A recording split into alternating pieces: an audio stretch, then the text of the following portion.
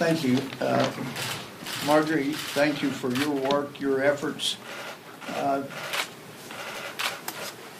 There's no better contrast between what happened in the summer of 2020 and what happened January 6th than the issue of bail. We hear from many people that participated in destroying federal buildings, police buildings, looting, then that they had no bail, so they were immediately allowed to be released. And yet we've got people in the D.C. jail who had no bail, meaning they can't get out. Now, on the state side, having been a felony judge, you had to have done something incredibly extreme to have bail so high that you could not make it, especially a no bail situation. It's just so extremely rare. But to have that kind of dichotomy here in the nation's capital is pretty outrageous. We know, for those that are still taught any type of civics, of government, you know that under our system, you are innocent until proven guilty. And the law and the Constitution have made very clear you're not to punish anyone who's in pretrial confinement. Pretrial confinement is not a place for punishment. That can only come after conviction. And yet here what we've seen in the D.C. jail amounts to a great deal of punishment. And to be clear, it's not just the inmates that have suffered. As Marjorie and I toured the D.C. jail, some of the conditions were so astounding, I've asked more than one guard, have you ever worked in a facility that had these kind of problems? And quietly they would say, never, no.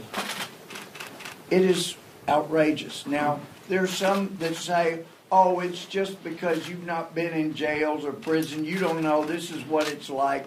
No, those people that said that have not witnessed what's been going on in the D.C. jail.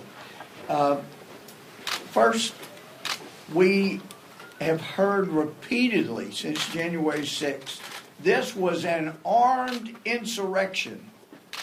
And as I asked Merrick Garland, and I've asked others, you know, is there anybody been charged with insurrection? And the answer is actually no. No one has been charged with insurrection. In fact, if they were going to charge with someone with insurrection, it's beginning to sound more and more like those would be agents for the federal government that were there stirring things up, trying to get people to engage in violence. And as we heard this weekend, apparently a guy that was giving out what were later used are called dangerous weapons may well himself have been working for the federal government, for the FBI, as he was handing out what they now charge were deadly weapons. So we've got a lot more investigating to do. The condition of solitary confinement has been so often struck down as inappropriate, and yet the D.C. jail has gotten away with it for such things as, how dare you demand to talk to your lawyer in person because now we will have to put you in solitary confinement. We'll call it quarantine for 2 weeks. It's bad enough what they're suffering from, but to discourage the ability to talk to your attorney, and what we saw as we go in the building, they got a great facility there. The plexiglass, the phones on either side, you could see your attorney, and it wouldn't require anything after the visit other than wiping down the phone and the area where they were. And yet they have used this idea, oh, if you're going to talk to your attorney, we're going to have to lock you up in solitary for 14 days. This is the kind of punishment that they have had meted out to them, and it really has to stop. And we know the U.S. Marshal, when they finally had enough. We didn't know that they were going. We didn't know immediately after they went. But they had gotten concerns about the facility. They go in, they do a certain, well, they're taken in to the area where the other prisoners were held, not the January 6th. And that gave them time to scrub off mold and try to clean up the area where the January 6th inmates were. And they did that. They had enough time to get some of the nastiest parts cleaned up, so that the U.S. Marshal held that the cleaner side of the jail was not adequate, and those 400 people needed to be shipped out to incarceration in Pennsylvania. And then by the time they get over to where the January 6 folks were, it was cleaner, and they let that go. Then after that, before we went over for an inspection, for a tour, they had done some painting and had allowing them 2 hours outside their solitary confinement. One of the older gentlemen there, he's alleged to have had a gun, and I know the Attorney General Garland was either being dishonest or he let us know that he's incompetent. When I asked him, was anybody inside the Capitol found to have had a gun? And he knew the answer, I knew the answer, and yet he said, in fact, well, I'm not sure where it was, but I know there was a gun found. Well, and that's one of the reasons they're keeping this elderly gentleman in jail. You look at his hand, and it's obviously dark, looks like it's going toward gray or black. You know, that's normally leading toward amputation when it gets that bad, but they haven't given him proper medical care. Another inmate had his finger going just sideways at the last joint.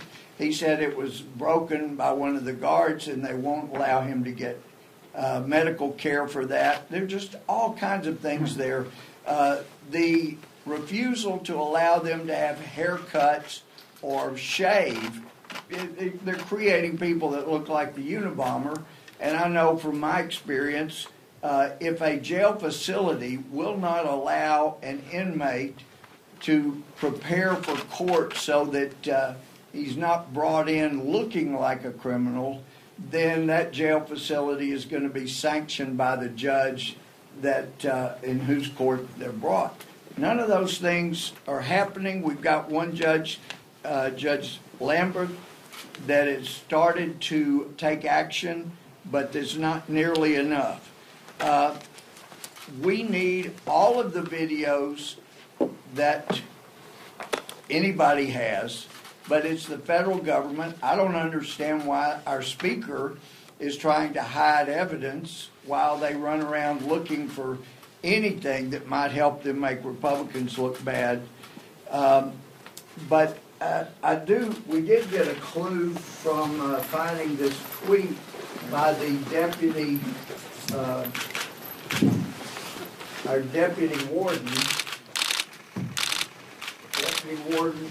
Landerton, 2 years ago, in response to this tweet, had this to say: what she thinks should be done with people who support Trump.